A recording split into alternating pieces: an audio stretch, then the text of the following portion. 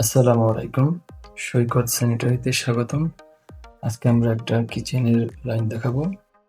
উপরেরটা সিঙ্কের লাইন, নিচেরটা হাউস এবং এটা সাবমার্সিবলের ডাইরেক্ট খাবার পানি এবং ওয়েস্ট ওয়াটার লাইনটা ঢুকে গেছে এখানে এবং এটা কোরাসটির মাধ্যমে বাইরে দেওয়া হয়েছে বেসিংয়ের লাইন এবং এটা সোজাসুজি বের হয়ে ডাইরেক্ট বাইরে চলে গেছে 1 থেকে 1.5 টি দিয়ে ছাদে উঠেছে। মোটরেরটাও ওইভাবে গিয়েছে এবং এই পাশে আপনারা দেখতে পাচ্ছেন 2টা পাইপ পাশাপাশি গেছে।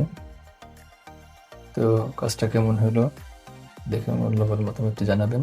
এটা বেসিং এর পানি আসার লাইন এবং এটা ওয়েস্ট ওয়াটার লাইন। তো কাজটা কেমন হলো অবশ্যই আপনাদের মূল্যবান মতামতটি কমেন্টের মাধ্যমে জানাবেন। লাইক, কমেন্ট, শেয়ার করে পাশে থাকবেন। ইউটিউব থেকে দেখে থাকলে সাবস্ক্রাইব করে পাশে থাকা বেল আইকনে ঘন্টিটা বাজিয়ে দিবেন। আসসালামু আলাইকুম।